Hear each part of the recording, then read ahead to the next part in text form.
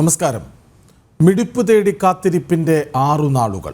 നാളെ പകൽ 8:30 അടിക്കുമ്പോൾ ഒരാഴ്ചയാകുന്നു. അർജുൻ, നീ എവിടെയാണ്? റോഡിലെ കൂമ്പാരത്തിന് കീഴെ ലോറിയുടെ പൊടി പോലുമില്ലല്ലോ. നിന്റെ ഫോൺ സ്വിച്ച് ഓഫായ ശേഷവും ഓണായതും ബെൽ മുഴങ്ങിയതും എങ്ങനെയാണ്? ആകെ അവ്യക്തതയാണല്ലോ. ഇന്നത്തെ 1 മണിക്കൂർ ഡിബേറ്റായല്ല, 6ാം ദിനത്തെ ആകെ അറിയാനും ഇനി എന്തെന്ന് അന്വേഷിക്കാനുമാണ്.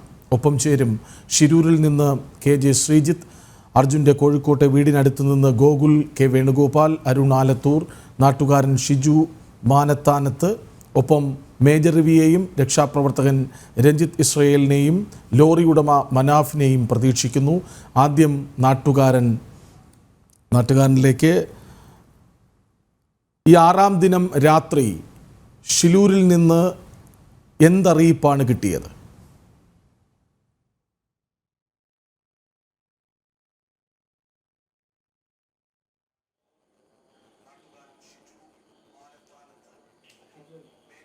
ശ്രീ ഷിജു മാനത്താനത്ത്, അങ്ങയോടാണ്. ഹലോ ഹലോ ഹലോ ഹലോ കേൾക്കാമോ? ഹലോ ഹലോ കേൾക്കാമോ? അങ്ങയോടായിരുന്നു ചോദ്യം. ആദ്യ വിവരം. ഹലോ, പറഞ്ഞോളൂ. ഹലോ, ആദ്യ വിവരം കിട്ടിയതല്ലേ? യെസ്. ഇന്ന് അവിടെ നിന്ന് കിട്ടുന്ന വിവരം കിട്ടിയത് മണ്ണിടിഞ്ഞു. ഇന്നിപ്പോ ഈ അവസാന നിമിഷം കിട്ടുന്ന വിവരം എന്താണെന്ന് വെച്ചാൽ, ഇത്രയും നേരം തിരച്ചിൽ നടത്തിയിട്ടും മണ്ണ് മാന്തി തിരച്ചിൽ നടത്തിയിട്ടും ഈ വാഹനത്തിൻ്റെ ഒരു സൂചനയും, വാഹനം ഈ മണ്ണിലടിയിൽ ഉണ്ട് എന്നുള്ള യാതൊരു സൂചനയും, അല്ലെങ്കിൽ ഈ മരത്തിൻ്റെ അവശിഷ്ടങ്ങളോ എന്തെങ്കിലും സംഗതികൾ ഒന്നും കാണാൻ സാധിച്ചിട്ടില്ല എന്നുള്ള വിവരമാണ് ഈ അവസാന നിമിഷവും കിട്ടിക്കൊണ്ടിരിക്കുന്നത്. അത് എത്രത്തോളം നീങ്ങും, അത് എന്താണ് അതിൻ്റെ ആ ഒരു തിരച്ചിലിൻ്റെ ഗതിവേഗം എങ്ങനെയാണ്, അത് ഏത് രീതിയിലേക്കാണ് തിരിച്ചു വിടുക എന്നുള്ളതൊന്നും, അങ്ങനെയുള്ള ഒരു വിവരമൊന്നും ഇതുവരെ കിട്ടിയിട്ടില്ല. ഇനി തിരച്ചിലിന് എന്തെങ്കിലും വ്യത്യാസം വരുത്താമോ, റഡാറോ മറ്റ് സംവിധാനങ്ങളോ ഉപയോഗിച്ച് എന്തെങ്കിലും സംവിധാനങ്ങൾ മുന്നോട്ട് നീങ്ങാൻ ഈ സേന ഉദ്ദേശിക്കുന്നുണ്ടോ, അങ്ങനെയുള്ള വിവരങ്ങളൊന്നും ഇതുവരെ കിട്ടിയിട്ടില്ല എന്നാണ് മനസ്സിലാക്കുന്നത്. ശ്രീ ഷിജു, അതായത് ലോറി ഉണ്ടാകുമെന്ന് പ്രതീക്ഷിച്ച ഇടത്ത് ഇല്ല. മറുവശത്ത് പുഴയുടെ ഭാഗത്തായി ഒരു മൺകൂന ഉണ്ടായിട്ടുണ്ട്. അതിനടിയിൽ ഉണ്ടാകുമോ എന്ന അന്വേഷണമാണ് ഇനി നടക്കുന്നത്.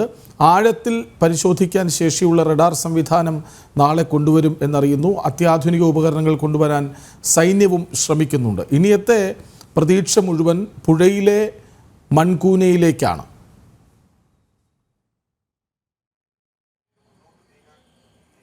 അതെ, അത് ദൃശ്യമാധ്യമങ്ങളിൽ നിന്നും ആ ഒരു മൺകൂന നേരത്തെ അവർ കാണിച്ചിരുന്നു. ഇങ്ങനെ ഒരു മൺകൂന അവിടെ കാണുന്നുണ്ട് എന്ന് പറഞ്ഞിട്ട് കാണിച്ചിരുന്നു. അതിലേക്ക് ഇനി അത് എത്രത്തോളം ബുദ്ധിമുട്ടേറിയ ഒരു കാര്യമാണ് എന്നതിനെക്കുറിച്ച് നമുക്ക് പറയാൻ കഴിയില്ലല്ലോ. അപ്പോൾ അതിൻ്റെ ആ നീക്കങ്ങൾ എങ്ങനെയാകുന്നു എന്നനുസരിച്ച് ആയിരിക്കും ബാക്കിയുള്ള കാര്യങ്ങൾ മുന്നോട്ട് പോവുക എന്നാണ് മനസ്സിലാക്കുന്നത്. ശ്രീ ഷിജു മാനത്താനത്ത്, ഈ പലർക്കും അറിയാവുന്നതാണ്, അല്ലെങ്കിൽ പലരും കേട്ടറിഞ്ഞതാണ്, മാധ്യമങ്ങളിലൂടെ അറിഞ്ഞതാണെങ്കിലും ഒരു ഫ്ലാഷ് ബാക്ക് എന്ന നിലയ്ക്കൊരു ചോദ്യമാണ്. ഈ അർജുൻ ഈ ലോറിയുമായി ഇതേയിടത്ത് പാർക്ക് ചെയ്തുവെന്നും അവിടെ ഉറങ്ങുകയായിരുന്നുവെന്നും ഒക്കെ ആരാണ് കുടുംബത്തെ, നാട്ടുകാരെയൊക്കെ അറിയിച്ചത്?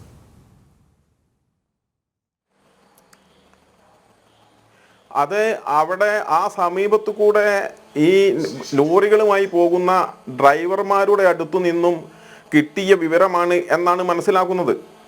അപ്പോൾ അതിലെ സഞ്ചരിക്കുന്ന ഡ്രൈവർമാർ, അതായത് ആ ചായക്കട, ഇപ്പോൾ കാണാനില്ല എന്ന് പറയുന്ന ആ ചായക്കടയിൽ നിർത്തുകയും അവിടെ ചായ കുടിക്കുകയും അവിടെ റെസ്റ്റ് എടുക്കുകയും ചെയ്യുന്ന ലോറി ഡ്രൈവർമാരായ തൊഴിലാളികളിൽ നിന്നുമാണ് ഈ വിവരങ്ങൾ കിട്ടിയത് എന്നാണ് മനസ്സിലാക്കുന്നത്.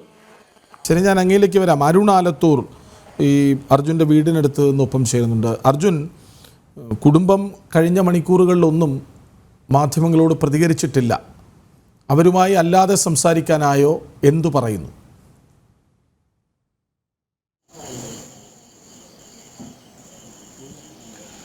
നിലവിൽ കുടുംബത്തെ സംബന്ധിച്ചിടത്തോളം ഇന്ന് വലിയ പ്രതീക്ഷയായിരുന്നു, അർജുനെ കണ്ടെത്താൻ കഴിയുമെന്നൊരു പ്രതീക്ഷയായിരുന്നു അവർക്ക് ഉണ്ടായിരുന്നത്. പ്രത്യേകിച്ചും നേരത്തെ ഈ റഡാർ കേന്ദ്രീകരിച്ച്, ആ ഭാഗം കേന്ദ്രീകരിച്ച് നടത്തുന്ന തിരച്ചിലിൽ ഈ ലോറിയെയും അർജുനെയും കണ്ടെത്താൻ കഴിയുമെന്നൊരു പ്രതീക്ഷയായിരുന്നു അവർക്ക് ഉണ്ടായിരുന്നത്. പക്ഷേ അവിടെയുള്ള ആ മണ്ണ് മുഴുവൻ നീക്കം ചെയ്തിട്ടും ഇതുവരെയും അർജുനെ ഇന്നിപ്പോൾ കണ്ടെത്താൻ കഴിഞ്ഞില്ല എന്നുള്ളത് മാത്രമല്ല, ഈ കുടുംബത്തെ സംബന്ധിച്ചിടത്തോളം ഇപ്പോഴും ഒരു ആശങ്കയും അതോടൊപ്പം തന്നെ പ്രതീക്ഷയും അവർക്ക് ഉണ്ട് എന്നുള്ളതാണ്. കാരണം ഈ മണ്ണ് മാറ്റിയ ഭാഗത്ത് വാഹനമില്ലെങ്കിൽ പിന്നെ ഈ ഗംഗാവാലി പുഴയുടെ തീരത്ത് തന്നെ മണ്ണ് അടിഞ്ഞു നിൽക്കുന്ന ഒരു ഭാഗമുണ്ട്. ആ ഭാഗത്തെ മണ്ണ് മറ്റും നീക്കം ചെയ്യുകയാണെങ്കിൽ അവിടെ ഉണ്ടാവുമോ എന്നുള്ളൊരു പ്രതീക്ഷ അവരെ സംബന്ധിച്ചിടത്തോളം ഉണ്ട്. ഏതായാലും പുഴയിൽ അർജുനും വാഹനവും അകപ്പെട്ടിട്ടുണ്ടാവില്ല എന്നുള്ളത് തന്നെയാണ് അവർ കരുതുന്നത്. അതിന് കാരണം എന്നുള്ളത് അർജുനെ വിളിച്ചപ്പോൾ ഫോണിൽ ബന്ധപ്പെടാൻ കഴിഞ്ഞിരുന്നു, അല്ലെങ്കിൽ ഫോണിൽ ആ ഒരു റിങ് ചെയ്യുന്നുണ്ടായിരുന്നു ഫോൺ. അതുകൊണ്ട് തന്നെ ഏതെങ്കിലും കരഭാഗത്ത് തന്നെ അർജുൻ ഉണ്ടാവും, അർജുൻ തിരികെ എത്തുമെന്നൊരു പ്രതീക്ഷ തന്നെയാണ് അവരെ സംബന്ധിച്ചിടത്തോളം ഏതായാലും ഉള്ളത്.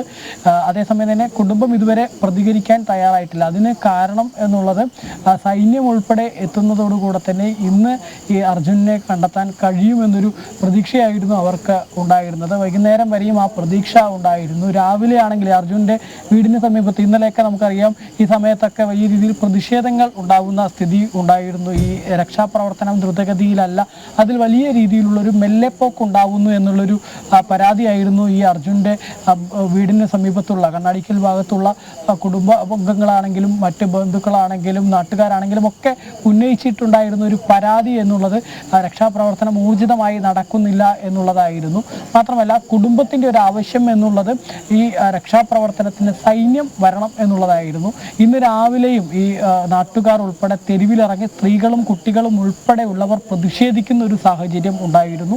സൈന്യം വരണം, രക്ഷാപ്രവർത്തനത്തിന് അർജുനെ കണ്ടെത്തുന്നതിന് വേണ്ട നടപടികൾ കൃത്യമായി തന്നെ ഉണ്ടാവണം എന്നൊരു ആവശ്യം ഉന്നയിച്ചായിരുന്നു അത്തരത്തിൽ സ്ത്രീകളും കുട്ടികളും ഉൾപ്പെടെ തെരുവിൽ ഇറങ്ങിയത്. ഏതായാലും അതിനുശേഷം ഉച്ചയോടുകൂടെ സൈന്യം എത്തുകയുണ്ടായി. പക്ഷേ സൈന്യം എത്തിയതിന് ശേഷവും കനത്ത മഴയാണ്. ഈ കനത്ത മഴയുടെ ഇടയ്ക്കാണ് ഇവർ ഈ രക്ഷാപ്രവർത്തനം നടത്തുന്നത് എന്നുള്ളതും അതിൻ്റെ ഒരു എത്രത്തോളം രക്ഷാപ്രവർത്തനം ദുഷ്കരമാണ് എന്ന് സൂചിപ്പിക്കുന്നതാണ്. ഏതായാലും ആ ഒരു സൈന്യം എത്തിയതോടുകൂടെ തന്നെ രക്ഷാപ്രവർത്തനം ദ്രുതഗതിയിൽ നടക്കും, അർജുനെ കണ്ടെത്താൻ കഴിയുമെന്നൊരു പ്രതീക്ഷയായിരുന്നു കുടുംബത്തെ സംബന്ധിച്ചിടത്തോളം ഇന്ന് ഉണ്ടായിരുന്നത്. പക്ഷേ ഈ ഒരു വൈകുന്നേരം തിരച്ചിൽ അവസാനിപ്പിക്കുന്നത് വരെയും അർജുനെ കണ്ടെത്താൻ കഴിഞ്ഞില്ല. പരമാവധി ഇന്നത്തെ രക്ഷാപ്രവർത്തനം കഴിഞ്ഞ ദിവസത്തേക്ക് അപേക്ഷിച്ച് നോക്കുമ്പോൾ വളരെ മികച്ച രീതിയിലുള്ള ഒരു ദൗത്യം തന്നെയായിരുന്നു നടത്തിയത് എന്ന് വേണമെങ്കിൽ പറയാം. കാരണം നേരത്തെ മുമ്പുണ്ടായിരുന്ന കഴിഞ്ഞ ദിവസങ്ങളിലൊക്കെ ഉണ്ടായിരുന്ന ആ ഒരു മെല്ലെപ്പോക്കൊന്നുമല്ല, ഇന്ന് അത്യാവശ്യം നല്ല രീതിയിൽ തന്നെ രക്ഷാപ്രവർത്തനം നടന്നിരുന്നു. പക്ഷേ എങ്കിലും ഈ പ്രതികൂല കാലാവസ്ഥയൊക്കെ വലിയ രീതിയിൽ വെല്ലുവിളിയാവുന്ന ഒരു സ്ഥിതി ഉണ്ടായിരുന്നു. പക്ഷേ ഈ ദൗത്യ സംഘം എത്തിയ വേളയിൽ ഇന്ന് അർജുനെ കണ്ടെത്താൻ കഴിയുമെന്ന പ്രതീക്ഷയായിരുന്നു. പക്ഷേ ആ പ്രതീക്ഷയ്ക്കൊത്ത് അർജുനെ കണ്ടെത്താൻ കഴിഞ്ഞില്ല. എങ്കിൽ പോലും അവർ ഇപ്പോഴും പ്രതീക്ഷ കൈവിടാത്തതിന് കാരണം എന്ന് പറയുന്നത് നേരത്തെ ഞാൻ പറഞ്ഞതുപോലെ തന്നെ അർജുൻ ഏതായാലും വെള്ളത്തിൽ പെട്ടിട്ടുണ്ടാവില്ല. കാരണം ഈ മൊബൈൽ റിങ് ചെയ്തിരുന്നു. അതുകൊണ്ട് തന്നെ അർജുൻ ഈ കരഭാഗത്ത് തന്നെ ഉണ്ടാവും, ജീവനോടെ തന്നെ അദ്ദേഹം തിരിച്ചെത്തും എന്നുള്ളത് തന്നെയാണ് ഈ നാട് ഒന്നാകെ പ്രതീക്ഷിക്കുന്നത്. അതിനുവേണ്ടി തന്നെയാണ് ഇവരെല്ലാം കാത്തിരിക്കുന്നത് എന്നുള്ളതാണ്. ശരി അരുൺ, ഞാൻ വരാം. ശ്രീ ഷിജു മാനത്താനത്ത്, അതായത് നേവി 2 ദിവസം മുൻപ് തന്നെ പുഴയിൽ തിരച്ചിൽ നടത്തി പറഞ്ഞത് പുഴയുടെ അടിത്തട്ടിലൊന്നും ലോറിയില്ല, ലോറി അവിടേക്ക് ഒഴുകിപ്പോകാൻ സാധ്യതയുമില്ല എന്നാണ്. ഇന്നിപ്പോൾ റഡാർ സംവിധാനം ഉപയോഗിച്ചും GPS-ഉം ഒക്കെ പറഞ്ഞു വെച്ച ഒരിടം, അവിടെയും ലോറിയില്ല, 98% മണ്ണും മാറ്റി എന്ന് ഭരണകൂടം അറിയിക്കുന്നു. ഇനിയത്തെ പ്രതീക്ഷ എന്താണ്?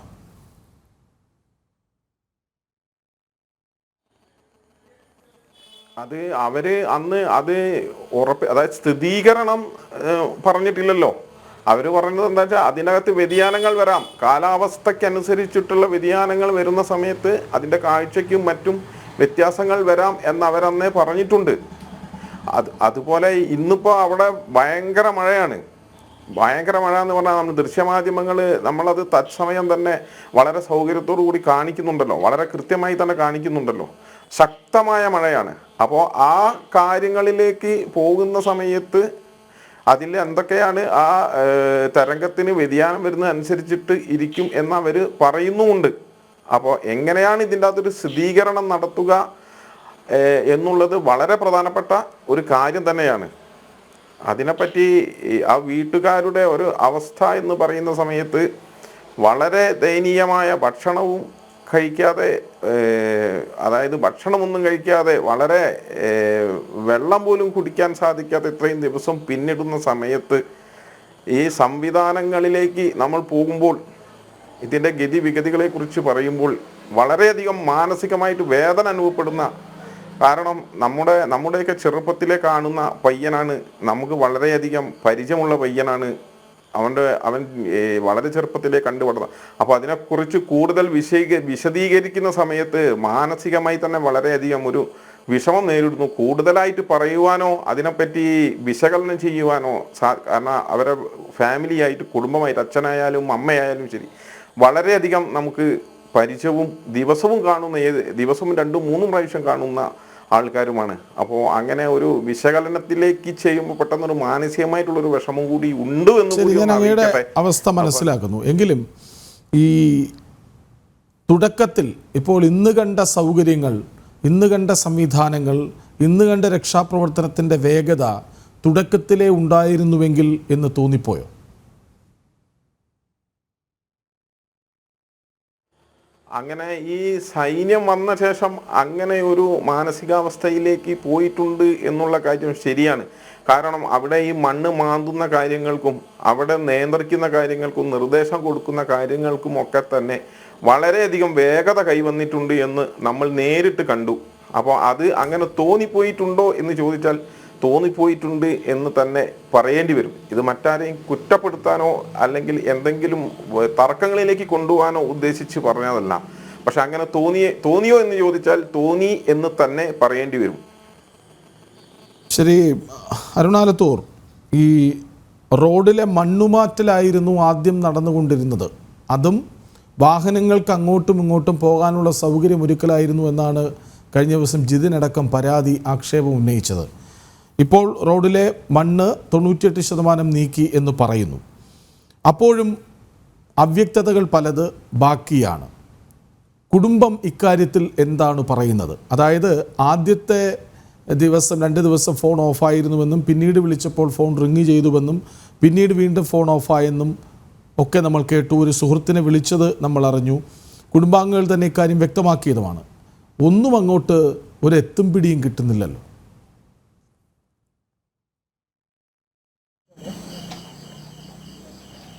തീർച്ചയായും കുടുംബം വലിയ ആശങ്ക തന്നെയാണ് ഈ വിഷയത്തിൽ പങ്കുവയ്ക്കുന്നത്. മാത്രമല്ല, ഇന്നിപ്പോൾ ഈ കോൺഗ്രസിൻ്റെ കർണാടകയിൽ നിന്നുള്ള PCC ജനറൽ സെക്രട്ടറിയായ ഷാഹിദ് തെക്കിൽ ഈ കുടുംബാംഗങ്ങളെ കാണുന്നതിന് വേണ്ടി എത്തുകയുണ്ടായി. അദ്ദേഹത്തോട് ഉൾപ്പെടെ എന്തുകൊണ്ട് മുൻപ് ഇത്തരത്തിലുള്ള ദൗത്യം സ്വീകരിച്ചില്ല, അല്ലെങ്കിൽ രക്ഷാദൗത്യത്തിന് ഇപ്പോൾ കാണുന്ന വേഗത അത് ആദ്യഘട്ടത്തിൽ എന്തുകൊണ്ട് സ്വീകരിച്ചില്ല എന്ന് അവർ ചോദിച്ചു എന്നുള്ളതാണ് അദ്ദേഹം തന്നെ മാധ്യമങ്ങൾക്ക് മുൻപിൽ പറഞ്ഞത്. മാത്രമല്ല, നമ്മളും അദ്ദേഹത്തോട് ചോദിക്കുകയുണ്ടായി, ഈ എന്തുകൊണ്ടാണ് കർണാടക സർക്കാരിൻ്റെയൊക്കെ ഭാഗത്തുനിന്ന് വലിയൊരു വീഴ്ചയല്ലേ ആദ്യഘട്ടത്തിൽ ഈ രക്ഷാദൗത്യത്തിനുണ്ടായത്? ഇപ്പോൾ ഇന്ന് നടന്ന തരത്തിലുള്ള രക്ഷാപ്രവർത്തനം കഴിഞ്ഞ ദിവസങ്ങളിലൊക്കെ നടന്നിരുന്നുവെങ്കിൽ ഇതിനോടകം തന്നെ അർജുനെ കണ്ടെത്താൻ കഴിയുമായിരുന്നില്ലേ എന്ന് ചോദിച്ചപ്പോൾ അദ്ദേഹം അതിന് മറുപടിയായി പറഞ്ഞിരുന്നത്, കർണാടകയിലെ വിവിധ ഭാഗങ്ങളിൽ, ചിക്കമംഗലൂർ ഉൾപ്പെടെയുള്ള ഭാഗങ്ങളിൽ ഇത്തരത്തിൽ ഈ കനത്ത മഴ പെയ്തതിനെ തുടർന്ന് വിവിധങ്ങളായ അപകടങ്ങൾ സംഭവിച്ചിട്ടുണ്ട്. അതുകൊണ്ട് തന്നെ അത്തരത്തിൽ വിവിധ ഇടങ്ങളിൽ അപകടങ്ങൾ സംഭവിച്ചപ്പോൾ ഇതൊരു റൂറൽ ഏരിയ ആയതുകൊണ്ട് ഇവിടേക്ക് എത്തപ്പെടുന്നതിന് കുറേ പരിമിതികൾ ഉണ്ടായതുകൊണ്ടാണ് ഈ രക്ഷാദൗത്യം വൈകിയത് എന്നതാണ് അദ്ദേഹം അതിനൊരു വിശദീകരണമായി പറയുകയുണ്ടായത്. മാത്രമല്ല, ഈ രക്ഷാദൗത്യത്തെ സംബന്ധിച്ചിടത്തോളം ഈ വലിയ വൈകിയെങ്കിലും പിന്നീട് കേരളത്തിലെ മാധ്യമങ്ങൾ അത് ചൂണ്ടിക്കാണിച്ചതോടുകൂടെ ഇപ്പോൾ വലിയ രക്ഷാപ്രവർത്തനത്തിന് വേഗത കൈവരിക്കാൻ കഴിഞ്ഞു എന്നതും അദ്ദേഹം തന്നെ തുറന്ന് സമ്മതിക്കുകയായിരുന്നു ഈ കോഴിക്കോട് എത്തിയതിന് ശേഷം നടത്തിയ ഒരു പ്രതികരണത്തിലുണ്ടായത്. പക്ഷേ അത് അത്തരത്തിലൊക്കെ പറയുമ്പോൾ പോലും അവിടെ ഒരു ചോദ്യചിഹ്നമായി മാറുന്നത്, മാധ്യമങ്ങൾ പറയുമ്പോൾ മാത്രമാണോ ഒരു സർക്കാർ ഇത്തരം ഒരു രക്ഷാപ്രവർത്തനത്തിന് വേണ്ടി ഒരു മുൻകൈ എടുക്കേണ്ടത്? അതിനു മുൻപ് തന്നെ ഉണർന്ന് പ്രവർത്തിക്കേണ്ടതായിരുന്നില്ലേ എന്നുള്ളൊരു ചോദ്യമുണ്ട്. മാത്രമല്ല, സംസ്ഥാന സർക്കാരിൻ്റെ ഒക്കെ ഭാഗത്തു നിന്നുൾപ്പെടെ അങ്ങനെ ഒരു രക്ഷാദൗത്യം അതിനുവേണ്ടി കർണാടകയുമായി ബന്ധപ്പെട്ട് കൃത്യമായി തന്നെ ഇതിനു വേണ്ട നടപടികൾ സ്വീകരിക്കേണ്ട ആവശ്യകത ഉണ്ടായിരുന്നില്ലേ? പക്ഷെ അതെന്തുകൊണ്ട് ആദ്യഘട്ടത്തിൽ ഉണ്ടായില്ല എന്നുള്ളത് ഏതായാലും ഒരു ചോദ്യചിഹ്നമായി തന്നെ നിൽക്കും. നിൽക്കുന്ന ഒരു സ്ഥിതിയുണ്ട്. ആ ഒരു ആശങ്ക കുടുംബവും അവരെ കാണാനെത്തിയ ഈ കോൺഗ്രസിൻ്റെ PCC ജനറൽ സെക്രട്ടറി ആയ ഷാഹിദിനോട് പങ്കുവയ്ക്കുകയുണ്ടായി എന്നുള്ളതാണ്. അതിൽ നിന്ന് തന്നെ എത്രത്തോളം ഈ രക്ഷാദൗത്യത്തിലെ അവർ എത്ര ആശങ്കയോടുകൂടെയാണ് അത് കണ്ടുകൊണ്ടിരിക്കുന്നത് അല്ലെങ്കിൽ അത് നോക്കിക്കൊണ്ടിരിക്കുന്നത് എന്നുള്ളത് വ്യക്തമാണ്.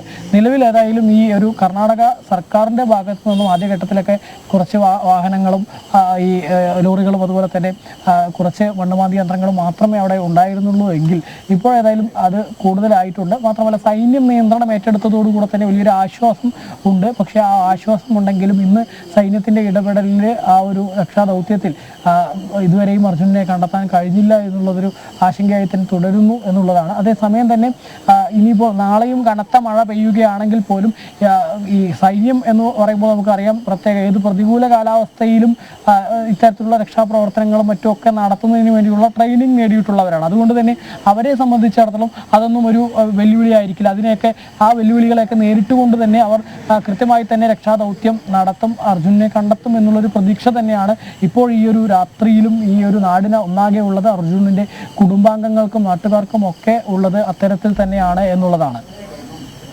ശ്രീ ഷിജു മാനത്താനത്ത്, അതായത് കഴിഞ്ഞ ദിവസം ഈ ജില്ലാ കളക്ടർ അവിടുത്തെ പ്രവർത്തനങ്ങളെ ഏകോപിപ്പിക്കുന്ന ജില്ലാ കളക്ടർ പറഞ്ഞത്, നോക്കൂ അവിടെ തെരച്ചിൽ കൃത്യമായി നടക്കുന്നുണ്ട്, 60-70 പേർ അവിടെ ഉള്ളത് നിങ്ങൾ കാണുന്നില്ലേ എന്നാണ്.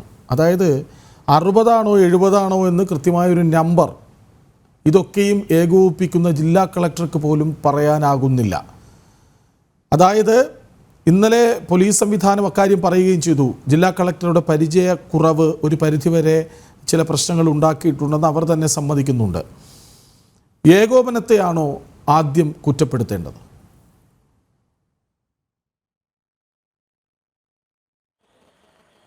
അത് അവര് ആ സർക്കാരിൻ്റെ ഭാഗത്ത് നിന്നുള്ള അധികാരികളാരും ഈ കാര്യങ്ങൾ പോലും അറിയാൻ വളരെ വൈകിപ്പോയോ, അറിഞ്ഞിട്ടും ഇതിന് വേണ്ടത്ര ഗൗരവം കൊടുത്തോ, ഈ വിവരം അറിഞ്ഞാൽ ഏത് പ്രകാരത്തിലാണ് ഇങ്ങനെയൊരു ദുരന്തമുണ്ടായാൽ അവിടെ എത്തിച്ചേർന്ന് അതിൻ്റെ കാര്യങ്ങളിലേക്ക് ഇടപെടേണ്ടത് എന്നുള്ള വ്യക്തതയില്ലാത്ത അധികാരികളാണോ ഈ സ്ഥാനത്തിരിക്കുന്നത് എന്നൊക്കെ ചിന്തിക്കേണ്ടി വരുന്നുള്ള ഒരു ചോദ്യമാണ് ഈ നിങ്ങൾ ചോദിച്ചിട്ടുള്ളത്. വളരെ നല്ല ഒരു ചോദ്യമാണത്. അത് വളരെ ചിന്തിക്കേണ്ട വിഷയം തന്നെയാണ്. അത് എന്തെങ്കിലും ഒരു കക്ഷി രാഷ്ട്രീയത്തിന് അതീതമായി കൊണ്ട് സംസാരിക്കുന്നത് കൊണ്ട് പറയുകയാണ്. അങ്ങനെ ഒരു ചിന്ത കൂടാതെ ചിന്തിക്കുമ്പോൾ ആ സംവിധാനങ്ങളെ ഇന്നിപ്പോ മുഖ്യമന്ത്രി ഈ അവസാന സമയത്ത് അവിടെ എത്തിച്ചേർന്നു എന്നുള്ളത് കൊണ്ട് തന്നെ ഇത്രയും ദിവസം വൈകി അവിടെ സാന്നിധ്യം ഉറപ്പുവരുത്തേണ്ട ഒരു ഗതികേട് ഒരു ആൾക്ക് വരിക എന്ന് പറയുമ്പോൾ അത് ആരുടെ കാഴ്ചപ്പാടിന്റെ പ്രശ്നമാണ്? അത് ആ നാട്ടുകാരുടെ കാഴ്ചപ്പാടിന്റെ പ്രശ്നമാണോ? അധികാരത്തിരിക്കുന്ന ആ സ്ഥാനത്തിരിക്കുന്നവരുടെ കാഴ്ചപ്പാടിന്റെ പ്രശ്നമാണോ? അതല്ല വേറെ ഏതു കാഴ്ചപ്പാടിന്റെ പ്രശ്നമാണ് എന്ന് ചിന്തിപ്പിക്കേണ്ട ഒരു അവസ്ഥയിലൂടെ കടന്നു പോകേണ്ടി വരിക എന്ന് പറയുന്നത് ശരി. ഞാൻ വളരെയധികം മനോവേദന. ശ്രീ മേജർ രവി കൂടി നമുക്കൊപ്പം ചേരുന്നുണ്ട്. ശ്രീ മേജർ രവി, ഇന്ന് 6-ാം രാത്രി, നാളെ രാവിലെ 8:30 ആകുമ്പോൾ ഒരാഴ്ച തികയാണ് അർജുനെ കാണാതായിട്ട്. ഈ ഷിലൂരിൽ സംഭവിക്കുന്നത് എന്തെന്നാണ് അങ്ങ് മനസ്സിലാക്കുന്നത്?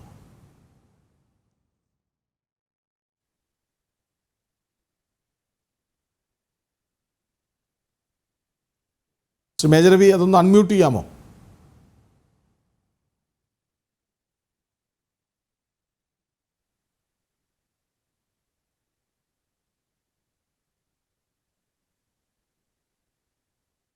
ശ്രീ മേജർ രവി, ഞാൻ അങ്ങയിലേക്ക് വരാം. ഇപ്പോൾ ഷിലൂരിൽ നിന്ന് ശ്രീജിത്ത് കൂടി ഒപ്പം ചേരുന്നുണ്ട്. ശ്രീജിത്ത്, ഒരെത്തും പിടിയും കിട്ടാത്ത 6-ാം ദിവസമോ?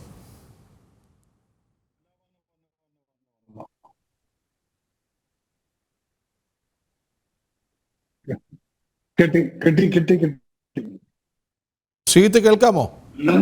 കേൾക്കാം. 6-ാം ദിവസം എല്ലാം അൺമ്യൂട്ട് ആയിരിക്കുന്നു.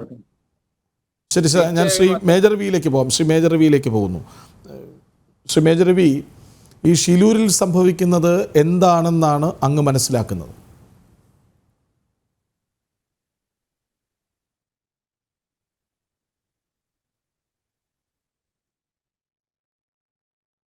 ശ്രീജിത്തിലേക്ക് വരാം. ചില സാങ്കേതിക തടസ്സങ്ങൾ ഉള്ളതുകൊണ്ടാണ്. ശ്രീജിത്ത്, കഴിഞ്ഞ 4 ദിവസമായി ഷിലൂരിലെ പ്രവർത്തനങ്ങൾ നേരിട്ട് കാണുന്ന ആളാണ് ശ്രീജിത്ത്.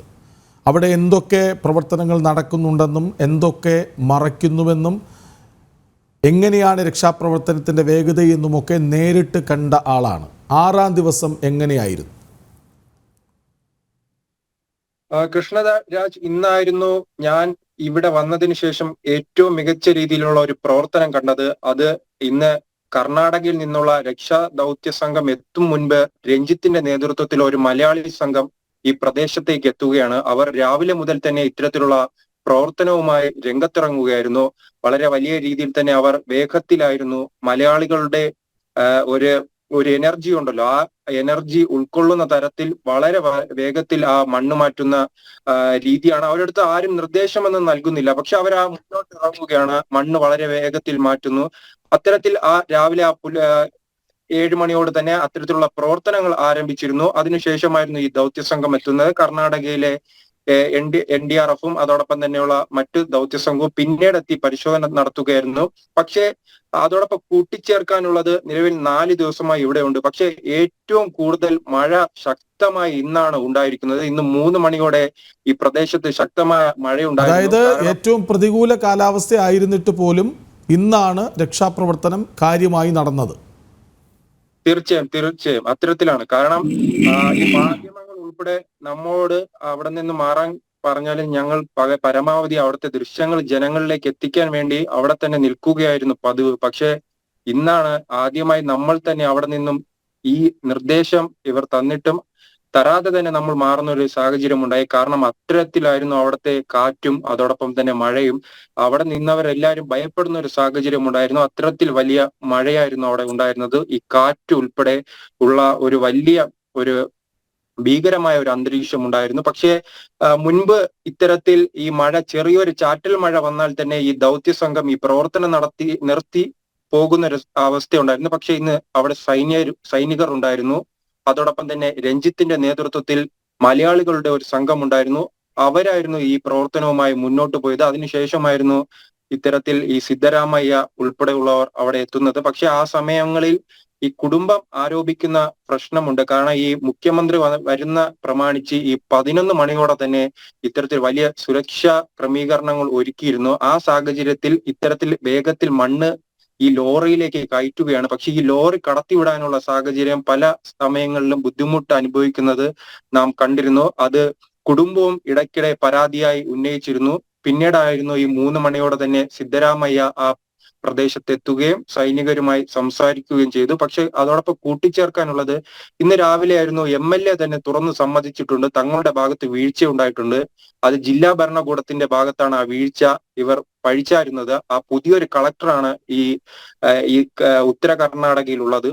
അവർക്ക് പറ്റിയ വീഴ്ചയാണ് ഇത്തരത്തിൽ ഈ പ്രവർത്തനത്തിൽ ഏകോപനം ഇല്ലാത്തൊരു സാഹചര്യം ഉണ്ടാക്കിയതെന്നാണ് നിലവിൽ MLA പറയുന്നത്. കാരണം അങ്ങനെ അവർക്ക് ആരോപിക്കാൻ പറ്റൂ. കാരണം ഉദ്യോഗസ്ഥ തലത്തിലേക്ക് അവരുടെ പരാജയമായാണ് നിലവിൽ ഈ MLA ഉൾപ്പെടെയുള്ളവർ പഴിചാരുന്നത്. പക്ഷെ ആരെല്ലാം പഴിചാരിയാലും നിലവിൽ ഇപ്പോൾ വളരെ ബുദ്ധിമുട്ടിലായിരിക്കുന്നത് ഈ അർജുന്റെ കുടുംബമാണ്. അർജുന്റെ ബന്ധു ഉൾപ്പെടെ, അതോടൊപ്പം തന്നെ ഈ ലോറിയുടെ ഉടമ ഉൾപ്പെടെയുള്ളവർ ഈ സ്ഥലത്ത് നിലവിൽ ഈ തുടക്കം മുതൽ എല്ലാവരും കേട്ടിരുന്ന ഒരു ഉത്തരം, പക്ഷേ അത് ഇപ്പോൾ വീണ്ടും ഒരു ചോദ്യമായി മാറുകയാണ്. ഞാൻ നേരത്തെ അത് ശ്രീ ഷിജു മാനത്താനത്തിനോട് ചോദിച്ചതാണ്. ഈ അർജുൻ വാഹനം അവിടെ പാർക്ക് ചെയ്ത് ചായ കുടിച്ച ശേഷം ആ വാഹനത്തിലിരുന്ന് ഉറങ്ങി എന്നൊക്കെ ഈ ബന്ധുക്കളെ, അധികൃതരെ അറിയിച്ചത് ആരാണ്? അത് ആ സ്ഥലത്ത് നിരന്തരം യാത്ര ചെയ്യുന്ന ലോറി ഡ്രൈവർമാരുണ്ട്. ആ സ്ഥലം ഈ റോഡിന് സമീപത്തായിരുന്നു. ഇത്തരം ഒരു പാർക്കിംഗ് ഏരിയ പോലെ ഒരു സ്ഥലമുണ്ട്. ആ സ്ഥലത്ത് നിരന്തരം ആ ഏരിയയിലൂടെ യാത്ര ചെയ്യുന്ന ഇത്തരത്തിലുള്ള ലോറി ഡ്രൈവർമാർ അവിടെ നിർത്തി ഈ നല്ല ദോശയും നല്ല ചൂട് ചായയും കിട്ടുന്ന കടയെന്നാണ് ഈ ലോറി ഡ്രൈവർമാർ പറയുന്നത്. അതിനാൽ തന്നെയാണ് അവർ ആ സ്ഥലം കേന്ദ്രീകരിച്ചു വരുന്നത്. അത്തരത്തിലാണ് ഈ അർജുനും അവിടെ എത്തിപ്പെട്ടത്. ആ രീതിയിലാണ്, അത്തരത്തിലുള്ള ഒരു നിഗമനത്തിലാണ് ഈ ലോറി ഡ്രൈവർമാരാണ് ഇത്തരത്തിലൊരു നിഗമനം അവരോട് പറയുന്നത്. അതോടൊപ്പം തന്നെ ആ സ്പോട്ട് നിലവിൽ കണ്ടെത്തിയിരിക്കുന്നത് GPRSന്റെ സിഗ്നൽ ലഭിച്ചത് മുഖേനയാണ്. ഇത്തരത്തിൽ നിതിൻ, അർജുന്റെ ബന്ധുവായ നിതിൻ, അതോടൊപ്പം തന്നെ ലോറി ഉടമ ലത്തീഫ്, മനാഫ് ഉൾപ്പെടെയുള്ളവർ ആ പ്രദേശത്ത് തുടക്കം 17-ാം തീയതി ആ പ്രദേശത്ത് എത്തുന്നത്. ഈ സംഭവം നടന്നത് 16-ാം തീയതിയായിരുന്നു. അതിനുശേഷമായിരുന്നു ഈ മിസ്സിംഗ് കേസായി ഈ സഹോദരി ഈ യൂട്യൂബിലൂടെ ഈ വാർത്ത അറിയുന്നത്. ആ പ്രദേശത്ത് ഇത്തരത്തിൽ ഒരു അപകടം നടന്നതായി വാർത്ത അറിയുന്നു. അതോടൊപ്പം തന്നെ ഈ മനാഫും ഇത്തരത്തിലുള്ള വിവരം അറിയുന്നു. പിന്നീടാണ് അവർ ഈ GPS പരിശോധിക്കുന്നത്. GPS പരിശോധിക്കുമ്പോഴാണ് ഈ മണ്ണിടിച്ചിൽ ഉണ്ടായ സ്ഥലത്താണ് ഇത്തരത്തിൽ അർജുന്റെ ലോറിയുടെ സിഗ്നൽ അവസാനമായി ലഭിച്ചത്. അങ്ങനെയാണ് അവർ ഈ 17-ാം തീയതി രാവിലെയോടെ ഈ സ്ഥലത്തെത്തുകയും ഈ പോലീസ് സേനയും ഈ പോലീസ് സ്റ്റേഷനിൽ പോയി ഇത്തരത്തിൽ വിവരം അറിയിക്കുന്നത്. അതോടൊപ്പം തന്നെ മനാഫ് ഇന്നലെ ഒരു കാര്യം നമ്മോട് ചൂണ്ടിക്കാട്ടിയിരുന്നു. മാധ്യമങ്ങൾ ഇത് ഏറ്റെടുത്തത് കൊണ്ടാണ് ഇത്രയും ചർച്ചയാകുകയും ഇപ്പോൾ മുഖ്യമന്ത്രി ഉൾപ്പെടെയുള്ളവർ, മന്ത്രിമാർ, MLA-മാർ എല്ലാവരും ഈ അവിടത്തേക്ക് ഓടിയെത്തുന്നത്. പക്ഷെ ആദ്യത്തെ 2 ദിവസം സ്റ്റേഷനിൽ പോകും. അങ്കോള സ്റ്റേഷനിൽ പോകുമ്പോൾ ഇവർ പറയും സമീപത്തെ സ്റ്റേഷനിൽ പോകും, അവിടെ പോയി നിങ്ങൾ പരാതി കൊടുക്കൂ. ആ സ്റ്റേഷനിൽ പോകുമ്പോൾ അവർ പറയും ഇതല്ല ഞങ്ങളുടെ പരിധി, നിങ്ങൾ അങ്കോള സ്റ്റേഷനിൽ പോയി പരാതി കൊടുക്കൂ.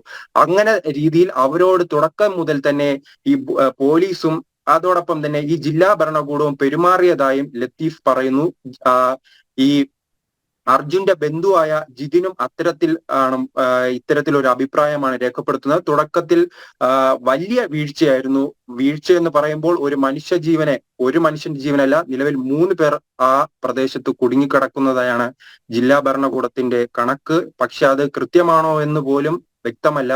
അല്പസമയം മുമ്പ് കൃഷ്ണരാജ് സൂചിപ്പിച്ചതുപോലെ തന്നെ കളക്ടർ പറയുന്നു ആ സ്ഥലത്ത് നാം ചോദിക്കുകയാണ് എത്ര പേരാണ് അവിടെ രക്ഷാപ്രവർത്തനം നടത്തുന്നതെന്ന്. അപ്പൊ കളക്ടർ പറയുകയാണ് 60-ഓ 70-ഓ. അത് നാം MLA-യോട് ചോദിക്കുമ്പോൾ MLA പറയുന്നു അത് 100-ലധികം പേർ അവിടെ പരിശോധന നടത്തുന്നു എന്നാണ്. പക്ഷെ അതൊന്നും നാം ആദ്യത്തെ 2 ദിവസം എന്തായാലും അത്രയും ഒരു എണ്ണസംഖ്യ അവിടെ കണ്ടിട്ടില്ല. അതായിരുന്നു അവിടുത്തെ ആദ്യത്തെ അനുഭവം. പക്ഷെ ശ്രീത്ത് 4-ാം ദിവസവും ഫോൺ ബെല്ലടിക്കുന്നു, ഇടയ്ക്ക് ഓഫാകുന്നു, പിന്നെ ഓണാകുന്നു.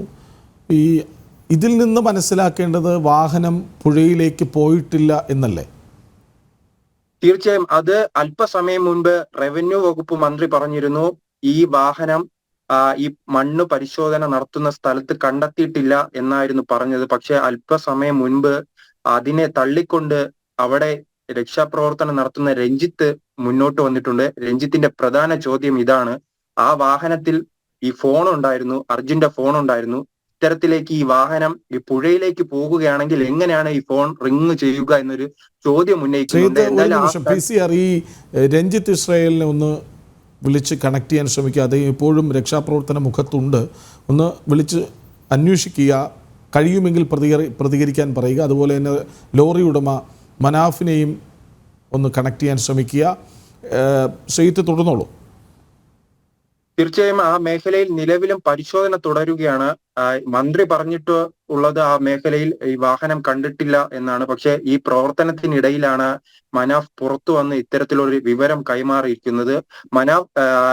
രഞ്ജിത്ത് പറയുന്നത് ആ സ്ഥലത്ത് വലിയ പാറക്കല്ലുകളുണ്ട്, ചിലപ്പോൾ ആ പാറക്കല്ലുകൾ പോലും ഈ വാഹനത്തിന്റെ മുകളിൽ വീണിരിക്കാനുള്ള സാധ്യതയുണ്ട്. ഇപ്പോൾ ആ പാറക്കല്ലുകൾ മാറ്റിയാലേ അടിയിലേക്ക് എത്താൻ കഴിയുള്ളൂ. ആ പാറക്കല്ലുകൾ നിലവിൽ മാറ്റാൻ കഴിയുന്നില്ല. കർണാടക റവന്യൂ മന്ത്രി പറഞ്ഞതൊന്നും ശരിവെക്കേണ്ടതില്ല എന്ന സംശയമാണ് ഇപ്പോഴും അവിടെ ബാക്കിയുള്ളത്.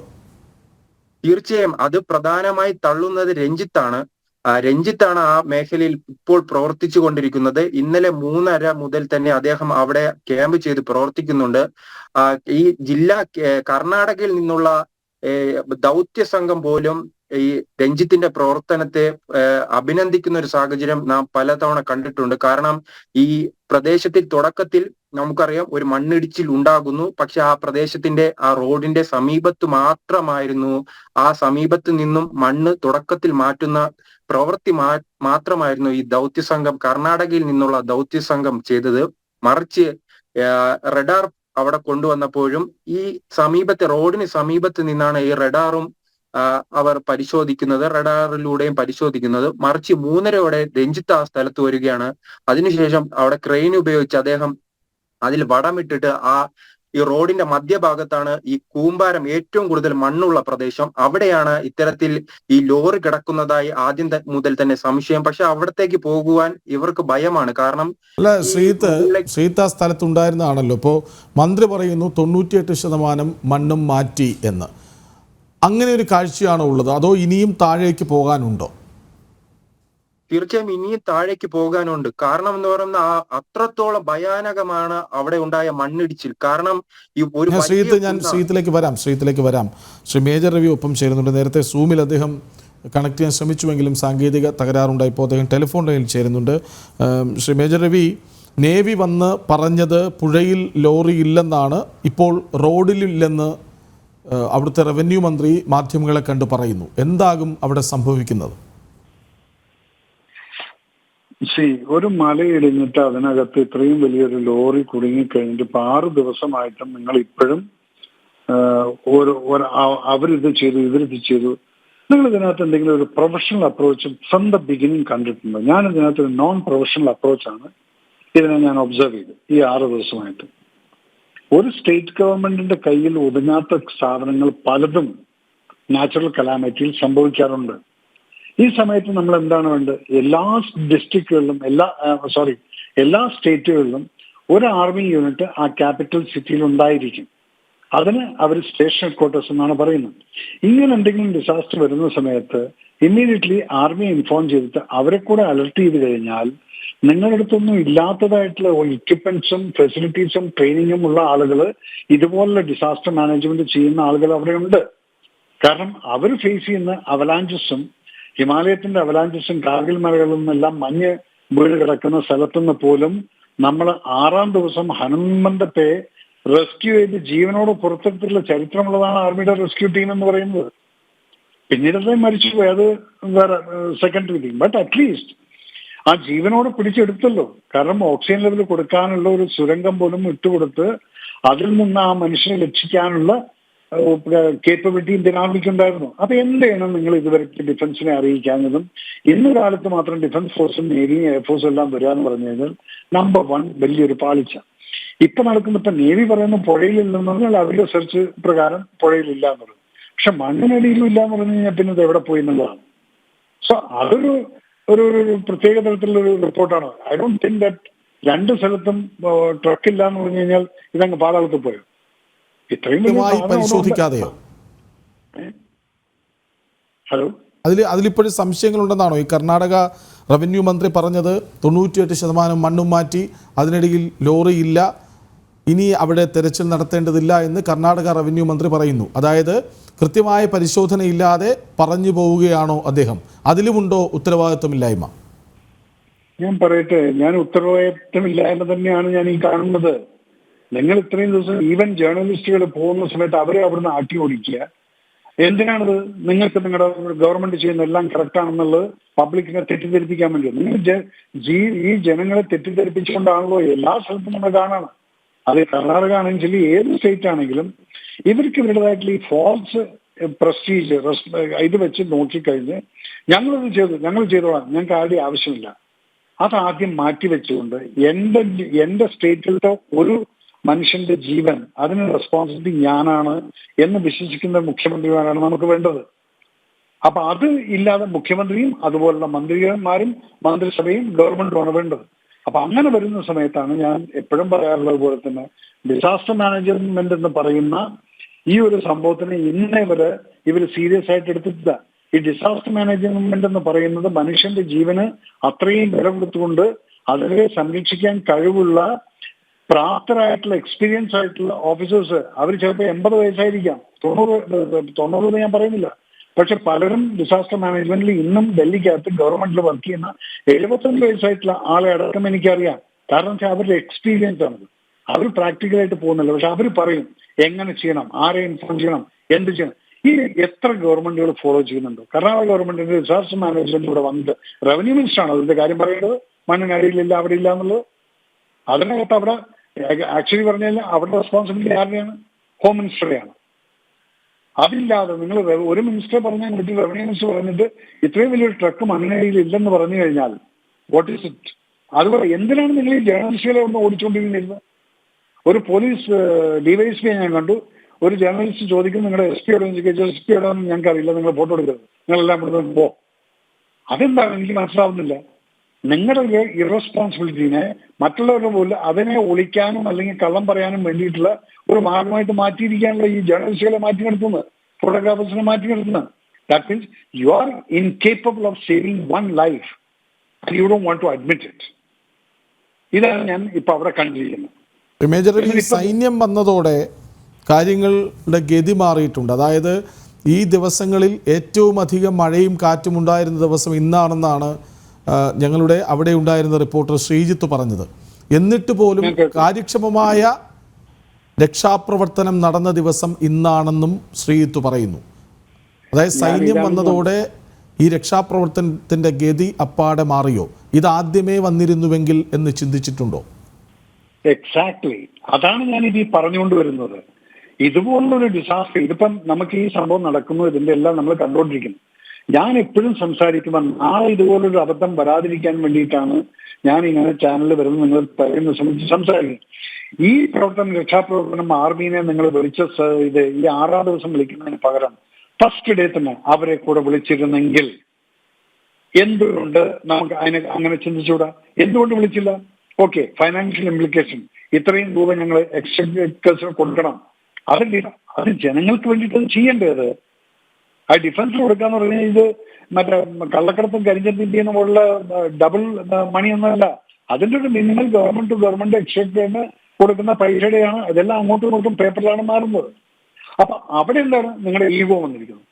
എന്റെ സ്റ്റേറ്റിലെ ആളുകളെ കൊണ്ട് കഴിയാൻ പറ്റാത്തത് കൊണ്ടാണ് ഞാൻ സെന്ററിനെ വിളിച്ച് എന്നുള്ളൊരു ഈഗോ ആണ് അവിടെ വരുന്നത്. ഇതുപോലുള്ള കാര്യത്തിന് എക്സ്പേർട്ട് ഇല്ലെങ്കിൽ നിങ്ങൾ അതുപോലൊരു ടീമിനെ ഉണ്ടാക്കി വെക്കൂ. അതാണ് ഞാൻ ഈ പറയുന്നത്.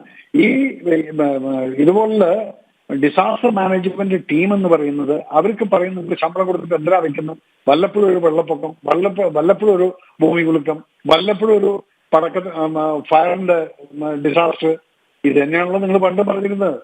ഡിഫൻസിന് എന്താണ് ശമ്പളം കൊടുത്ത് വെച്ചിരിക്കുന്നത്? വല്ലപ്പോഴും വരുന്ന ഒരു യുദ്ധത്തിന് വേണ്ടിയിട്ടെന്നുള്ളത്. അത് വിചാരിച്ച് നമ്മൾ ഡിഫൻസിനെ ഡിസോൾവ് ചെയ്ത് വിട്ടിട്ടുണ്ടോ? ഇതുപോലുള്ള കാര്യങ്ങൾക്ക് നമ്മൾ ഡിഫൻസിനെ യൂസ് ചെയ്യുന്നില്ലേ? അപ്പം അങ്ങനെ ഒരു ടീമിനെ ഉണ്ടാക്കി വെച്ചു കഴിഞ്ഞാൽ അവിടെ നിങ്ങൾ ബാക്ക് ഡോർ എൻട്രിയിൽ കൂടെ നിങ്ങളുടെ ഈ പാർട്ടിപരമായിട്ടുള്ള പക്ഷപാതിത്വം കാണിച്ചുകൊണ്ടുള്ള ആളുകളെ, ഒരു കഴിവുമില്ലാത്ത മണ്ണും പിണ്ണാക്കും അറിയാത്തവന്മാരെ പിടിച്ച് നിങ്ങൾ ഓഫീസർ ലെവലിൽ അവിടെ പോസ്റ്റ് ചെയ്ത് വെക്കാതെ ഇതിന് കപ്പാസിറ്റിയുള്ള കഴിവുള്ള ആളുകളെ തീരുമാനിച്ചു. കാരണം ഇത് മനുഷ്യന്റെ ജീവൻ രക്ഷിക്കേണ്ടതാണ്. മനുഷ്യന്റെയും മൃഗത്തിന്റെയും ആരുടെയാണെങ്കിലും ശരി, ജീവൻ രക്ഷിക്കേണ്ട ഒരു ടീമാണ് ഈ ഡിസാസ്റ്റർ ടീം. അതിന് കേപ്പബിൾ ആയിട്ടുള്ള ആളുകളെ വെക്കൂ. അതെന്തുകൊണ്ട് വെക്കുന്നില്ല? ഇത് ഈ ആര് പറഞ്ഞോ ഈ ഡിഫൻസ് എന്തിനാണെന്നുള്ളത് ചോദിച്ചിട്ടുള്ള ആൾക്കാരുണ്ടല്ലോ ഇവിടെ. എന്തിനാണ് പട്ടാളത്തിന് ശമ്പളം കൊടുക്കുന്നത്? എന്തിനാണ് പട്ടാളത്തിന് ഇങ്ങനെ വെച്ചിരിക്കുന്നത്? യുദ്ധം വരുമ്പോൾ മാത്രം വിളിച്ചാൽ പോരെ എന്ന് പറയുന്ന ആ ടീമുകളാണ് ഇതുപോലുള്ള മണ്ടത്തരങ്ങൾ കാണിക്കുന്നത്. ഇന്ന് വന്ന സൈന്യം 2-3 ദിവസം മുൻപ് വന്നിരുന്നുവെങ്കിൽ ആ റിംഗ് ചെയ്ത ഫോണിന് ഒരു ഉത്തരം കിട്ടുമായിരുന്നു എന്ന് പ്രതീക്ഷിക്കാതെ വയ്യ. വളരെയധികം നന്ദി ശ്രീ മേജർ രവി ഒപ്പം ചേർന്നതിന്. ലോറി ഉടമ മനാഫ് കൂടി നമുക്കൊപ്പം ചേരുന്നുണ്ട്.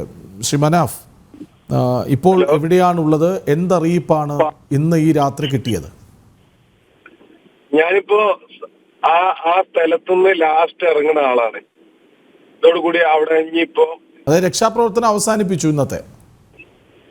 എല്ലാരും പോയി. ലാസ്റ്റ് ഞാനുണ്ട്, പിന്നെ അർജുനുണ്ട്, വേറെ കുറച്ച് ശവങ്ങളുണ്ട്.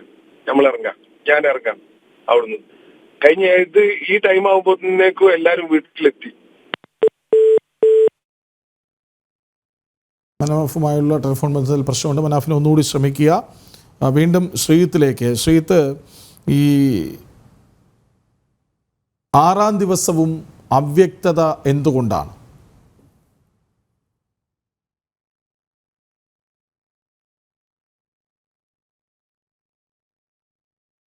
ശ്രീജിത്ത് അൺമ്യൂട്ട് ചെയ്യണം. പ്രധാനപ്പെട്ടത് ആ പ്രദേശത്തെ ഭൂപ്രകൃതി തന്നെയാണ് പ്രധാനപ്പെട്ട വിഷയം. കാരണം ആ പ്രദേശത്ത് നിരന്തരം മണ്ണിടിച്ചിൽ ഉണ്ടാകുന്ന ഒരു പ്രദേശമാണ്. ഈ പ്രദേശത്ത് മാത്രമല്ല, ഇപ്പോൾ അർജുൻ കുടുങ്ങിക്കിടക്കുന്ന പ്രദേശത്ത് മാത്രമല്ല, അതിലേക്ക് യാത്ര ചെയ്യുമ്പോൾ ആ പ്രദേശം മുഴുവനും ഇത്തരത്തിലുള്ള മണ്ണിടിച്ചിൽ ഉണ്ടായിട്ടുള്ള പ്രദേശമാണ്. പക്ഷെ അവിടെയെല്ലാം ചെറിയ തോതിൽ മാത്രം ആയത് കൊണ്ടാണ് ഇതൊന്നും ഇത്തരത്തിലൊരു അപകടത്തിലേക്ക് മാറാത്തത്. എന്തായാലും ആ പ്രദേശങ്ങളിൽ ഒരു സംരക്ഷണ ഭിത്തി കെട്ടിയിരുന്നെങ്കിൽ ഇത്തരത്തിലുള്ള പ്രശ്നങ്ങൾ വരില്ലായിരുന്നു. അതോടൊപ്പം അത് ആ കമ്പനിയുമായി ബന്ധപ്പെട്ട് ദേശീയപാത അധികൃതരാണ് അത് പരിശോധിക്കാറുള്ളത്. പക്ഷെ ഇതുമായി ബന്ധപ്പെട്ട് ഈ ആദ്യം മുൻഗണന എന്തായാലും അർജുനെ കണ്ടെത്തുക, അതോടൊപ്പം തന്നെ മറ്റു രണ്ടുപേരും, ഒരു കർണാടക സ്വദേശിയും ഒരു തമിഴ്നാട് സ്വദേശിയും അവിടെ നിലവിൽ മിസ്സിംഗ് ആണ്. അവരെയും കണ്ടെത്താനുള്ള ശ്രമം നിലവിൽ ഊർജിതമായി തന്നെ നടത്തുക എന്നതാണ് അവരുടെ പ്രധാന കർത്തവ്യം. പക്ഷെ തുടക്കത്തിൽ ഉണ്ടായ പിഴവാണ് ഇത് ഇത്രത്തോളം എത്തിച്ചത്. നിലവിൽ ഞാൻ സൂചിപ്പിച്ചതുപോലെ തന്നെ 3 മണിയോടെ വലിയ മഴ പെയ്തു. ഇത്രയും ദിവസത്തിൽ ഏറ്റവും വലിയ മഴ പെയ്തത് ഇന്നായിരുന്നു. അതിനാൽ തന്നെ ആ പ്രദേശത്ത് മണ്ണിടിച്ചിൽ സാധ്യത കൂടുതലാണ്. ഇപ്പോൾ ഇടിഞ്ഞു വീണ കുന്നിന് സമീപം തന്നെ മറ്റൊരു വലിയൊരു കുന്നുമുണ്ട്. അവിടെ നിന്നും ഇത്തരത്തിൽ വെള്ളം താഴേക്ക് ഒഴുകുന്ന ഒരു സാഹചര്യമുണ്ട്. അതിനാൽ തന്നെയാണ് നിലവിൽ അല്പസമയം മുൻപ് ഇത്തരത്തിൽ ഈ ദൗത്യം അവസാനിപ്പിക്കാനുള്ള തീരുമാനം ഈ സൈനികരും അതോടൊപ്പം തന്നെ മറ്റ് ദൗത്യസേനയും നിർവഹിച്ചിരിക്കുന്നത്. കാരണം ഇത് ശ്രീത്തിലേക്ക് വരാൻ രഞ്ജിത്ത് ഇസ്രയേൽ നമുക്കൊപ്പം ചേരുന്നുണ്ട്. രഞ്ജിത്ത്, ഇന്നത്തെ തെരച്ചിൽ അവസാനിപ്പിച്ചു? രഞ്ജിത്ത് കേൾക്കാമോ? കേൾക്കാം. രഞ്ജിത്ത്, ഇന്നത്തെ തെരച്ചിൽ അവസാനിപ്പിച്ചോ? ഇന്നത്തെ തെരച്ചിൽ ഇപ്പൊ അവസാനിപ്പിച്ചിരിക്കുകയാണ്. കുറച്ച് നാളെ ഏർലി മോർണിംഗ് ആർമിയോട് വന്നതോടുകൂടി കുറച്ച് നമുക്ക് അത്രയും സപ്പോർട്ട് ആയിട്ടുണ്ട്. അപ്പം നാളെ ജോയിന്റ് ആയിട്ടാണ് ചെയ്യുന്നത്. ആർമി NDRF ഒരുമിച്ചാണ് ചെയ്യുന്നത്. അപ്പം നാളെ മോർണിംഗ് റീസ്റ്റാർട്ട് ചെയ്യാനുള്ള പരിപാടിയിലാണ്. രഞ്ജിത്ത്, വലിയ ആത്മവിശ്വാസത്തോടെ ഇത്തരം ഇടങ്ങളിൽ ചെന്ന് കാര്യക്ഷമമായി പ്രവർത്തിക്കുന്ന ഒരാളാണ്. ഈ ഷിലൂരിലെ മണ്ണിടിച്ചിൽ സ്ഥലത്ത് ചെന്നപ്പോൾ എന്താണ് കണ്ടത്? അവിടെ എന്താണ് രക്ഷാപ്രവർത്തനത്തിലുണ്ടായ പ്രശ്നങ്ങൾ? തീർച്ചയായിട്ടും ആത്മവിശ്വാസം. ഇത് രക്ഷാപ്രവർത്തന പ്രശ്നങ്ങൾ എത്ര ഡിലേ ആയിപ്പോ. നമ്മള് ഇത് 5th ഡേയിലല്ല ഓപ്പറേറ്റ് ചെയ്യുന്നത്. 5th ഡേയിലാണ് ഓപ്പറേറ്റ് ചെയ്യുന്നത്. അറിയാലോ, ഇന്നലെ ഓപ്പറേറ്റ് അത്രയും നമ്മൾ അറിഞ്ഞില്ല കാര്യങ്ങളെന്നുള്ളത്. കാലതാമസം ഉണ്ട്, അത് വലിയ പ്രശ്നമാണ്. പിന്നെ ഉള്ളത് ഹ്യൂജ് ലാൻഡ് സ്ലൈഡ് ആണ്. ഭയങ്കര ഒരു ലാൻഡ് സ്ലൈഡ് ആണ്. ഒരു ലേക്കാട് ചേർന്ന് കിടപ്പുണ്ടത്. ഇപ്പൊ ജോഗ്രഫിക്കൽ കണ്ടീഷൻ ഇച്ചിരി ബുദ്ധിമുട്ടാണ്. പക്ഷെ എന്നാലും ഇത് ഞങ്ങൾ അനുമാനിക്കുന്ന പോലെ ലാൻഡിൽ തന്നെയാണ് ഇത് കൂടുതലും കിടക്കുന്നത്. ഒരിക്കലും വാട്ടറിൽ തന്നെ ഇല്ല. കാരണം അനുമാനിക്കാൻ കാര്യം എന്ന് പറഞ്ഞാൽ ഇത് അതിന്റെ 2 ദിവസം ഫോൺ റിങ് ചെയ്തിട്ടുണ്ടായിരുന്നു. അതായത് ഒരിക്കലും ലേക്കിൽ പോയി റിവറിലേക്ക് പോയിട്ടുണ്ടെങ്കിൽ ഒരു കാരണവശാലും ഫോണ് വർക്കാകത്തില്ല. ഇത് മാത്രമല്ല, ഈ 1st ഡേ തൊട്ട് ഇന്നൊരു 6th ഡേ വരെ ഇന്ത്യൻ നേവിയിൽ അവരുടെ ഡൈവേഴ്സും പിന്നെ അവരുടെ സൗണ്ട് നാവിഗേഷൻ റേഞ്ച് സോണാറും വെച്ചും പിന്നെ NDRF വാട്ടർ യൂണിറ്റും ഇവിടുന്ന് 10 കിലോമീറ്റർ സീയിലേക്ക് അവിടം വരെ അവർ നല്ല വ്യക്തമായിട്ട് ഒരു വാട്ടർ ക്ലിയറൻസ് ചെയ്തിട്ടുണ്ട്. അപ്പോൾ ലാൻഡിലാണ് കൂടുതൽ ചാൻസ്. അതായത് അങ്ങനെ പുഴയിലേക്ക് പോയിരുന്നെങ്കിൽ ഒരു പക്ഷേ ഈ ലോറിയുടെ തന്നെ ഏതെങ്കിലും ഭാഗങ്ങൾ പൊന്തിക്കിടക്കുമായിരുന്നു. തീർച്ചയായിട്ടും അവരത് കറക്റ്റ് പറയുന്നുണ്ടത്. രഞ്ജിത്ത്, ഇപ്പോ തെരച്ചിൽ അവസാനിപ്പിച്ചു. ഈ പരസ്പരം വിലയിരുത്തിയും ചർച്ച ചെയ്തുമല്ലേ സൈന്യവും മറ്റു സംഘങ്ങളും രഞ്ജിത്തും ഒക്കെ മുന്നോട്ട് പോകുന്നത്? അതെ, തീർച്ചയായിട്ടും. ഒടുവിൽ ഇന്ന് നിങ്ങൾ വിലയിരുത്തി പിരിഞ്ഞത് എന്താണ്? നമ്മൾ നാളെ കുറച്ച് വേറെ റഡാർ കൊണ്ടുവരുന്നുണ്ട്. നേവിയുടെ കുറച്ച് പവർഫുൾ ആയിട്ടുള്ള നേവിയുടെ army radar deep search detector അല്ലേ? അല്ല, അത് ഡിറ്റക്ടർ എന്ന് പറഞ്ഞ ഒരു റഡാർ സിസ്റ്റമാണ് വരുന്നത്. അത് കുറച്ച് ഹൈ പെനിട്രേഷൻ പവർ ഉണ്ട്. GPR ഗ്രൗണ്ട് പെനിട്രേഷൻ റഡാറിനെക്കാൾ അധികം കുറച്ചും കൂടെ ആക്യുറസി ഉള്ള സാധനമാണ് കൊണ്ടുവരുന്നത് സാറ് പറഞ്ഞത്, CS പറഞ്ഞത് ഇന്ത്യൻ ആർമിയുടെ. അപ്പൊ നാളെ അത് മോർണിംഗ് അല്ലെങ്കിൽ ഒരു ആഫ്റ്റർ ഒരു ബിഫോർ നൂണായിട്ട് തന്നെ കിട്ടുമെന്നാണ് പറഞ്ഞത്. പിന്നെ ഉള്ള ഒരു ചെയ്യുന്ന കാര്യം വെച്ചാൽ നാളെ വേറെ ഒരു മിഷനറീസ് അതിന്റെ ഒരു ഈ പാർക്ക് വെഹിക്കിൾ പോയിരുന്നതിന്റെ ഓപ്പോസിറ്റ് സൈഡും കുറച്ച് ഡെപ്രിസറപ്പാണ്. അവിടെ അവിടെ സെർച്ച് ലാൻഡ് സെർച്ചിന് വേണ്ടിയുള്ള ഒരു മെഷീനറി കൊണ്ടുവരുന്നുണ്ട്. അപ്പം റഡാറിലാണ് ഏറ്റവും കൂടുതൽ നമ്മൾ ഇത് പ്രതീക്ഷ ഉള്ളത്. വളരെ നിർണായകമാണ്. കേട്ടില്ല സാറേ? നാളെ ഒരു ദിവസം വളരെ നിർണായകമാണ്. നാളെ നിർണായകം തന്നെയാണ്. ദിവസങ്ങളെല്ലാം എല്ലാം ക്രൂഷ്യൽ തന്നെയാണ്. നാളെ 7ാം ദിവസത്തിലേക്ക് കടക്കുകയാണ്. ഇന്നലെയാണ് വന്നിട്ടാണ് തുടങ്ങി വെക്കുന്നത്. ലാൻഡ് സെർച്ചിങ് ഇറക്കി ഇന്നലാണ് തുടങ്ങി വെക്കുന്നത്. കാരണം അവിടെ എന്റെ സെർച്ചിങ് തുടങ്ങിയിട്ടില്ലായിരുന്നു. അപ്പൊ ഈ ഒരു കാര്യം കൂടി, അതായത് ഈ കർണാടക മിനിസ്റ്റർ പറഞ്ഞത്, റവന്യൂ മിനിസ്റ്റർ പറഞ്ഞത് ഞാൻ കേട്ടതാണ് 90% അങ്ങനെ 98% മണ്ണ് നീക്കിയോ? ഇല്ല, അതിനോട് ഒരു ഇതില്ല. കാരണം നമ്മളപ്പോ കർണാടക ഗവൺമെന്റ് പറയുന്ന അതിനെതിരെ ഒരു കാര്യങ്ങളൊക്കെ ഒന്നും നമ്മൾ നിൽക്കും. നമ്മൾ നമ്മുടെ രീതിയിൽ പോവാണ്. ഡിസ്ട്രിക്ട് അഡ്മിനിസ്ട്രേഷൻ അപ്രൂവൽ അവിടെ ഇനി മണ്ണ് ഇനിയും മാറ്റാനുണ്ടോ? മണ്ണ് തീർച്ചയായിട്ടും മാറ്റമുണ്ട്. തീർച്ചയായും അതിനുവേണ്ടി അതാണ് നമ്മൾ നിൽക്കുന്നത്. അതോ ഇനി ആ പുഴയിൽ കുന്നുകൂടി കിടക്കുന്ന മണ്ണിലേക്ക് മാത്രം കോൺസെൻട്രേറ്റ് ചെയ്താൽ മതിയോ? കുന്ന് ഇപ്പൊ ഓൾറെഡി സാർ ഇത് വാട്ടറിൽ ഉണ്ടായിരുന്നെങ്കിൽ ഇപ്പൊ 6 days കഴിഞ്ഞു. വാട്ടറിൽ ഉണ്ടായിരുന്ന ഐഡന്റിഫൈ ചെയ്യാനല്ല സാർ ചോദിച്ചതുപോലെ തന്നെ ഇതൊരു വെഹിക്കിൾ പാർട്സിന് കിട്ടേണ്ടതായിരുന്നു. ഈ 6 days ഉണ്ട്. സോ ഇതിനകത്ത് ഉണ്ടെങ്കിൽ ചാൻസ് ഉണ്ടെങ്കിൽ ഇനിയിപ്പോ ലാൻഡിൽ മാത്രമേ ഉള്ളൂ. ആ ലാൻഡിനകത്ത് എൻ്റെ ഡെബ്രിസും എൻ്റെ വലിയ ഹെവി ബോൾഡറാണ് കിടക്കുന്നത് ചില സ്ഥലങ്ങളിൽ. പുഴയിലെ മൺകൂനയില്ലേ, അതിലും തുടക്കം മുതലേ ഒരു സമാന്തര തെരച്ചിൽ വേണമായിരുന്നു എന്ന് തോന്നിയോ? തീർച്ചയായിട്ടും ആ പുഴയിലെ ആ സൈഡിൽ കിടക്കുന്നതാണ്. അത് തീർച്ചയായിട്ടും വേണം വരാൻ. ഫസ്റ്റ് നമ്മൾ 5th day ആണ്. ഞാൻ ഇന്നലെ തൊട്ടാണ് ഇതിന്റെ കളക്ടർ അനുമതി വാങ്ങിച്ച് ഇവിടെ ഓപ്പറേറ്റ് ചെയ്യുന്നത്. അതായത് തുടക്കത്തിൽ തന്നെ വരണമായിരുന്ന സൈന്യം വന്നത് ഇന്നാണ്. അങ്ങനെ അപ്പാടെ അടുത്തിടക്കുന്ന കേരളത്തിൽ നടക്കുന്ന നമ്മൾ അറിഞ്ഞത് ഈ 4ാം ദിവസം കഴിഞ്ഞാണ്. ഉത്തരാഖണ്ഡ് ടണൽ ഓപ്പറേഷൻ നമ്മൾ 2nd day അവിടെ എത്തിയാണ്. അതും ചൈന ബോട്ട് കിടക്കുന്ന സ്ഥലത്ത്. അപ്പൊ ഇത് അവിടെ എല്ലാവരും രക്ഷിച്ചിട്ട് വന്നതാണ്. പക്ഷെ ഇവിടെ ഇങ്ങനെ ഒരു സംഭവം ഉണ്ടായപ്പോൾ വളരെ വിഷമം തോന്നി. ഇത്രയും ഹൈഡ് ഔട്ട് ചെയ്യാൻ നമ്മൾ കാര്യം അറിഞ്ഞില്ല. അത് ഒരു പയ്യന് ബറീഡ് അലൈവായിട്ട് കിടക്കുന്ന അത്രയും ട്രക്ക് കൊണ്ട് ഈ ഹ്യൂജ് ഡെബ്രിസിന് ഉണ്ടാക്കിയത് അത് ചിന്തിക്കാൻ പോലും പറ്റാത്തൊരു കാര്യമാണ്. അതൊരു ഹൊറിബിൾ സിറ്റുവേഷൻ ആണത്. അപ്പം നമ്മൾ ഒരേ കൈയും മനസ്സുമായിട്ട് വരെ നിൽക്കുകയാണ്. ഇപ്പൊ ആർമി വന്നോട് നമ്മൾ കുറച്ച് ശക്തമാണ്. ആർമി NDRF നമ്മൾ ജോയിന്റ് ആയിട്ടുള്ള ഓപ്പറേഷനാണ് ചെയ്യുന്നത്. ഏതായാലും സ്വന്തം താല്പര്യപ്രകാരം അവിടെ എത്തി ഈ രക്ഷാപ്രവർത്തനത്തിന് പങ്കാളിയാകുന്ന രഞ്ജിത്ത് ഇസ്രയേലിന് ഒരു വലിയ സല്യൂട്ട്. രഞ്ജിത്ത് എൻ്റെ സമീപ നാട്ടുകാരൻ കൂടിയാണ്, അതുകൊണ്ട് വലിയ അഭിമാനവും തോന്നുന്നു രഞ്ജിത്തിനെ ഓർത്ത്. ശരി, ഇനിയും വിളിക്കാം. ഓക്കെ, അപ്പോൾ ശ്രീജിത്തിലേക്ക് വീണ്ടും. ശ്രീജിത്ത്, തെരച്ചിൽ അവസാനിപ്പിച്ചു, മൺകൂനയിൽ ഉണ്ടാകും എന്ന പ്രതീക്ഷയാണ് ഇപ്പോൾ പങ്കുവയ്ക്കുന്നത്. എന്തായാലും ഇന്ന് വലിയ മാറ്റമുണ്ടായിട്ടുണ്ട്, ഏകോപനമില്ലായ്മ പ്രകടമാണെന്നൊക്കെ ഒരു റിപ്പോർട്ടറെ പോലെ തന്നെ, ശ്രീജിത്തിനെ പോലെ തന്നെ അവിടെ മണ്ണ് മാറ്റുന്ന മറ്റൊരു വശത്താണെന്ന് മാത്രമേ ഉള്ളൂ. അവിടെ വളരെ ആക്റ്റീവായി നിൽക്കുന്ന ഒരാളാണ് രഞ്ജിത്ത് ഇസ്രയേൽ. അപ്പോൾ രഞ്ജിത്ത് പറയുന്നത് അങ്ങനെയാണ്. നേരത്തെ നമ്മൾ പറഞ്ഞു വന്നത് ഈ ഒരു ഏകോപനമില്ലായ്മ ഒരു പ്രശ്നമാണ്, അവ്യക്തതയെക്കുറിച്ചാണ് പറഞ്ഞു വന്നത്. അതായത് ഫോൺ നമ്മൾ നേരത്തെ പറഞ്ഞതുപോലെ ബെല്ലടിക്കുന്നു, ഓഫാകുന്നു, അപ്പോൾ പുഴയിലേക്ക് പോയിട്ടില്ല എന്ന അനുമാനത്തിലേക്ക് എത്താനാകുന്നു. അതേസമയം കരയിലുള്ള മണ്ണ് മാറ്റുമ്പോൾ അവിടെ ഇല്ലെന്ന് ഔദ്യോഗികമായി കർണാടക സർക്കാർ പറയുന്നു. ഇപ്പോൾ എല്ലാ ശ്രദ്ധകളും മൺകൂനയിലേക്കാണ്. നേവിയും NDRFും ഒക്കെ നടത്തിയ തെരച്ചിലിൽ അങ്ങേയറ്റം ഇങ്ങേയറ്റം നോക്കിയിട്ടും ലോറിയുടെ ഒരു ഭാഗം പോലും പൊന്തിക്കിടക്കുന്നതോ അല്ലെങ്കിൽ ലോറി പുഴയുടെ അടിത്തട്ടിലുണ്ടെന്നോ ഒന്നും കണ്ടെത്താനായിട്ടില്ല.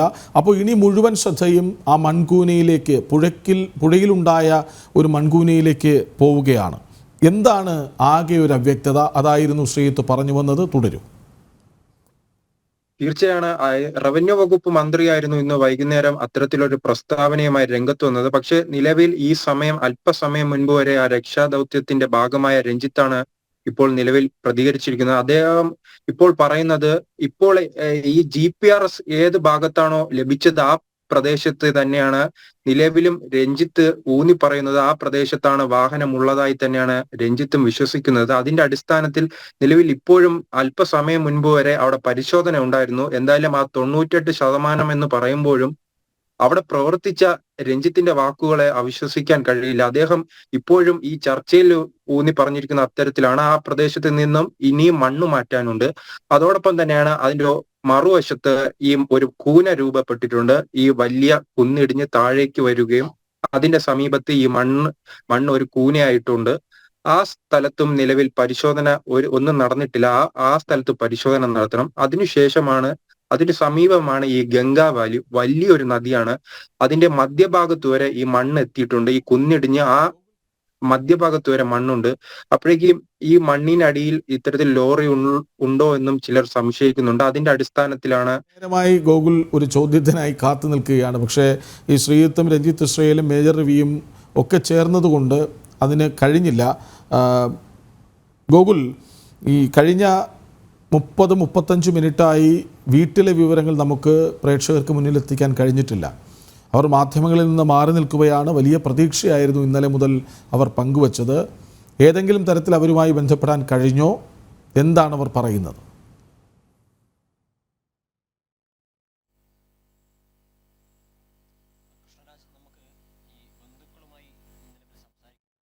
ശ്രദ്ധയിൽപ്പെടുത്തുകയൊക്കെ ചെയ്തിരുന്നു. പക്ഷെ പിന്നീട് ഓരോ ദിവസം കഴിയും തോറും അവരുടെ പ്രതീക്ഷകൾക്ക് മങ്ങലേൽക്കുന്ന തോന്നൽ ഉണ്ടായത് കൊണ്ടായിരിക്കാം ഒരുപക്ഷെ അവർ അതിന് തയ്യാറാവുന്നില്ല, മുന്നോട്ടേക്ക് വരുന്നില്ല എന്നുള്ളതാണ് പ്രധാനപ്പെട്ട കാര്യം. അതേസമയം തന്നെ അവർ അതിന് തയ്യാറാവുന്നില്ല, മുന്നോട്ടേക്ക് വരുന്നില്ല എന്നുള്ളതാണ്.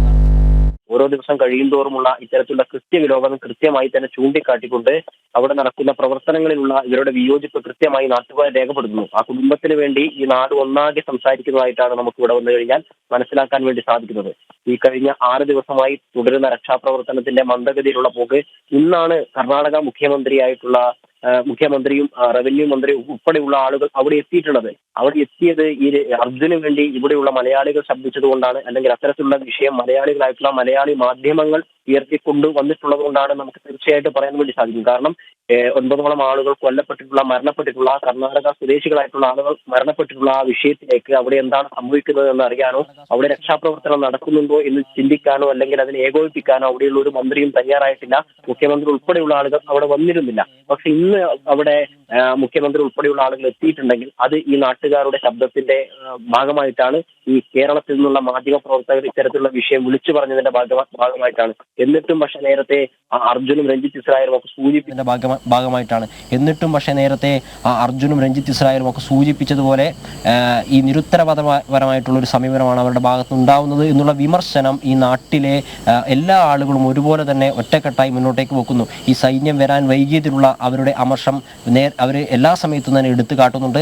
ഇവരുടെ കുടുംബം ആദ്യ ദിവസം തന്നെ, അതായത് 18-ാം തീയതി വൈകിട്ടോട് കൂടിയിട്ട് ഇവിടുത്തെ 16-ാം തീയതി ഇത്തരത്തിലൊരു സംഭവം ഉണ്ടാകുന്നു. 16-ാം തീയതി ഉച്ചയ്ക്ക് അങ്കോളയിലുള്ള പോലീസ് സ്റ്റേഷനിൽ പോയി CIA കണ്ട് ഈ വിവരം ധരിപ്പിക്കുന്നു.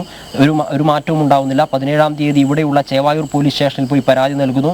ഒരു നടപടി ഉണ്ടാവുന്നില്ല. 18-ാം തീയതി MK Raghavan, Kozhikode MP MK രാഘവന്റെ വീട്ടിലെത്തി കാര്യം പറയുന്നു. MK രാഘവന്റെ ഓഫീസിലുണ്ടായിരുന്ന ഉദ്യോഗസ്ഥർ മുഖ്യമന്ത്രിയും കർണാടക മുഖ്യമന്ത്രിയും ഉപമുഖ്യമന്ത്രിയുമായിട്ട് ബന്ധപ്പെടാമെന്നൊരു കാര്യം പറയുന്നു. ബന്ധപ്പെട്ടിട്ടില്ല. 19-ാം തീയതി ഉച്ചയോട് കൂടിയിട്ട് MK രാഘവൻ അർജുന്റെ വീട്ടിലെത്തി വരുന്ന സമയത്താണ് ഞാൻ കഴിഞ്ഞ ദിവസം ഈ വിഷയം എന്നെ ശ്രദ്ധയിൽപ്പെടുത്തിയിരുന്നു. ഞാൻ മുഖ്യമന്ത്രിയും ഉപമുഖ്യമന്ത്രിയുമായിട്ട്, അതായത് 18-ാം തീയതി ഈ അർജുന്റെ ബന്ധുക്കൾ വീട്ടിൽ വന്ന സമയത്ത് കർണാടക മുഖ്യമന്ത്രിയും ഉപമുഖ്യമന്ത്രിയുമായി സംസാരിച്ചിരുന്നു എന്ന് പറഞ്ഞത്.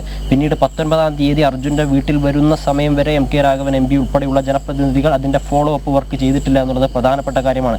19-ാം തീയതി മാധ്യമങ്ങൾ ഈ വിഷയം ഏറ്റെടുത്തതോട് കൂടിയിട്ടാണ് ഇത്തരത്തിലുള്ള മുഖ്യമന്ത്രി ഇടപെടുന്നു. കേരളത്തിലെ മുഖ്യമന്ത്രിയോട് ചീഫ് സെക്രട്ടറിയോട് ഈ വിഷയത്തിൽ ശ്രദ്ധയൂന്നി കാര്യങ്ങൾ ചെയ്യാൻ വേണ്ടി പറയുന്നു. പക്ഷേ ഇത്തരത്തിലുള്ള സമ്മർദ്ദം കേരളത്തിൽ നിന്നുണ്ടാകുമ്പോഴും കർണാടകയിലേക്ക് പോകുമ്പോൾ അവിടെയുള്ള രക്ഷാപ്രവർത്തനത്തിന്റെ കാര്യം നോക്കുമ്പോൾ SP ഉൾപ്പെടെയുള്ള ആളുകൾ അല്ലെങ്കിൽ ജില്ലാ ഭരണകൂടം ഉൾപ്പെടെയുള്ള ആളുകൾ ആ വിഷയത്തെ നിസ്സാരവൽക്കരിച്ചുകൊണ്ട് അതിൻ്റെ ഉള്ളിൽ ഒരു ആക്റ്റീവ് കേസ് ഈ മണ്ണിന്റെ അടിയിൽ ഒരു ആക്റ്റീവ് കേസ് ഉണ്ട് എന്ന് അവർ വിശ്വസിക്കാത്ത രീതിയിൽ അങ്ങനെ ഒരു സംഭവം ഇല്ല എന്നുള്ള രീതിയിലായിരുന്നു അവരുടെ പെരുമാറ്റം അല്ലെങ്കിൽ അവരുടെ പ്രവർത്തനങ്ങളൊക്കെ ഉണ്ടായിരുന്നത്. പിന്നീടാണ് സുരേഷ് ഗോപി വിഷയത്തിലേക്ക് ഇടപെടുന്നു. പ്രധാനമന്ത്രിയുടെ ഓഫീസിൽ നിന്ന് നിർദ്ദേശം വരുന്നു. ആർമി വരുന്ന സമയത്ത് പോലും കുടുംബത്തിനുൾപ്പെടെയുള്ള ആളുകൾക്ക് പ്രതീക്ഷയുണ്ട്, ഈ നാട്ടുകാർക്ക് പ്രതീക്ഷയുണ്ട്. ആ സമയത്താണ് വീണ്ടും റവന്യൂ മന്ത്രി നേരിട്ട് വന്നിട്ട് പറയുകയാണ് 98% അവിടുത്തെ മണ്ണുകൾ നീക്കി എന്ന് പറയുന്നത്. അതായത് ശ്രീത്തിലേക്ക് പോവുകയാണ്. ശ്രീത്ത്, വളരെ പെട്ടെന്ന്, സമയപരിമിതിയുണ്ട്. നാളെ ഒരു ദിവസം എത്ര കണ്ട് നിർണായകം? വളരെ പെട്ടെന്ന്. സൈനികരും അതോടൊപ്പം തന്നെ ഈ ദൗത്യ സംഘവും വളരെ ആർജവത്തോടെയാണ് ഇന്ന് പ്രവർത്തിച്ചിരിക്കുന്നത്. പക്ഷേ ആ മഴയാണ് നിലവിൽ വില്ലനായി മാറിയിരിക്കുന്നത്. പക്ഷെ നാളെ വലിയ പ്രതീക്ഷയാണ് ഈ ദൗത്യത്തിനുള്ളത്. അതോടൊപ്പം തന്നെ കൂട്ടിച്ചേർക്കാനുള്ള ഒരു കാര്യം കൂടിയുണ്ട്. കാരണം ഈ എല്ലാവരും ഈ കർണാടക സർക്കാരിനെ മാത്രം വിമർശനത്തിന്റെ മുന്നിൽ നിർത്തുമ്പോഴും കേരളത്തിലും ഒരു സർക്കാരുണ്ട്. കാരണം ആ സർക്കാരിന്റെ ഭാഗത്തു നിന്നും ഒരു വ്യക്തി പോലും, ഒരു MLA പോലും ഈ പ്രദേശത്തേക്ക് തിരിഞ്ഞു നോക്കിയിട്ടില്ല. ഇന്ന് 7-ാം ദിവസമാണ് ഈ മേഖലയിലേക്ക് തിരിഞ്ഞു നോക്കിയിട്ടില്ല. ഒരു മന്ത്രി വന്നിട്ടില്ല. ബാക്കി ആ പ്രദേശത്തെ മുഹമ്മദ് റിയാസ് ഉൾപ്പെടെയുള്ളവർ കോഴിക്കോടിന്റെ ചുമതലയുള്ളവരാണ്. ആ നാട്ടിലെ ഒരു യുവാവാണ് ഇത്തരത്തിൽ ഈ മണ്ണിനടിയിൽ കിടക്കുന്നത്. പക്ഷെ ആ പ്രദേശത്ത് ഞാൻ ആദ്യം വന്ന 3 ദിവസങ്ങളിൽ ഇത്തരത്തിൽ അർജുന്റെ ബന്ധുവായ ജിതിനും അതോടൊപ്പം തന്നെ ഇതിന്റെ ലോറി ഉടമ ഉൾപ്പെടെയുള്ളവർ ഇവിടെ ദയനീയമായി നിൽക്കുകയാണ്. അവർക്ക് വേണ്ടി സംസാരിക്കാൻ ഒരു വ്യക്തിയില്ല. അവർ രക്ഷാദൗത്യം നടക്കുന്ന അങ്ങോട്ടേക്ക് പോകുന്നു, ഇങ്ങോട്ടേക്ക് പോകുന്നു. അത്തരത്തിൽ അങ്ങനെ ഒരു അലച്ചിലായിരുന്നു. ഇവർക്ക് വേണ്ടി സംസാരിക്കാൻ ആരുമില്ലാതെ ഒരു അവസ്ഥയുണ്ടായിരുന്നു. പക്ഷെ മാധ്യമങ്ങൾ ഇത് ഏറ്റെടുത്തതിന് ശേഷമായിരുന്നു അത്തരത്തിൽ വലിയ സമ്മർദ്ദം ഉണ്ടാകുന്നു. ഈ വലിയ സമ്മർദ്ദം ഉണ്ടായിട്ടും കേരളത്തിന്റെ ഭാഗത്ത് നിന്നും ആരും ഈ സ്ഥലത്ത് എത്തിയിട്ടില്ല എന്നത് ഏറ്റവും പ്രധാനപ്പെട്ട. പറയാതെ പോയതല്ല, ഇന്നലെയും ഈ വിഷയം ചർച്ച ചെയ്തതാണ്. ഒന്ന് ശ്രദ്ധിക്കുക, ഈ നിമിഷം വരെ ഒരു സർക്കാർ പ്രതിനിധി പോലും, അതായത് MVDയും പോലീസും ചെന്നതല്ലാതെ സർക്കാരിൻ്റെ ഒരു പ്രതിനിധി പോലും തൊട്ടടുത്ത ജില്ലയിലെ കേരളത്തിൻ്റെ അങ്ങേയറ്റത്തുള്ള ജില്ലകളിലെ മന്ത്രിമാരുണ്ട്, ഒരാൾ പോലും അങ്ങേയറ്റ് തിരിഞ്ഞു നോക്കിയിട്ടില്ല എന്ന കാര്യം എടുത്തു പറയണം. ഏതായാലും സൈന്യം വന്നതോടെ കാര്യങ്ങൾ അപ്പാടെ മാറിയിട്ടുണ്ട്. ഏറ്റവും പ്രതികൂലമായ അവസ്ഥയിലും നന്നായി തെരച്ചിൽ നടത്താനും രക്ഷാപ്രവർത്തനം പുരോഗമിപ്പിക്കാനും അവർക്ക് കഴിഞ്ഞു. നാളെ ഒരു ദിവസം നിർണായകമാണ്. അത്യാധുനിക സംവിധാനങ്ങൾ സൈന്യമെത്തിക്കും. ചെന്നൈയിൽ നിന്നും പൂനെയിൽ നിന്നും റഡാറുകൾ കൊണ്ടുവരും. കരയിലും വെള്ളത്തിലും തെരച്ചിൽ നടത്താൻ ശേഷിയുള്ള ഡീപ്പ് സെർച്ച് മെറ്റൽ ഡിറ്റക്ടർ, മറ്റൊന്ന് ഗ്രൗണ്ട് പെനിട്രേഷൻ റഡാർ സംവിധാനം, അതായത് ഉത്തരാഖണ്ഡിലെ ടണൽ ദുരന്തത്തിൽ ഉപയോഗിച്ച് വിജയിച്ചതാണ്. ഇതൊക്കെയും നാളെ വരും. നാളെ ഒരു ദിവസം നിർണായകം. 7ാം നാൾ ഉയിർത്തെഴുന്നേൽപ്പ് പ്രതീക്ഷിക്കുന്നു, അതാഗ്രഹിക്കുന്നു കേരള ജനത, ആ കുടുംബം. ഡിബേറ്റ് എന്ന് പറയുന്നില്ല. ഇന്നത്തെ 6ാം ദിവസത്തെ രക്ഷാപ്രവർത്തനത്തിൻ്റെ സമഗ്രത മുന്നിലെത്തിക്കുകയായിരുന്നു ഈ 1 മണിക്കൂറിലൂടെ. വളരെ നന്ദി മേജർ രവി, ഷിജു മാനത്താനത്ത്, ലോറി ഉടമ മനാഫ്, ഒപ്പം രക്ഷാപ്രവർത്തകൻ രഞ്ജിത്ത് ഇസ്രയേൽ, ഗോകുൽ കെ വേണുഗോപാൽ, ശ്രീജിത്ത്, അരുണാലത്തൂർ. നന്ദി, നമസ്കാരം.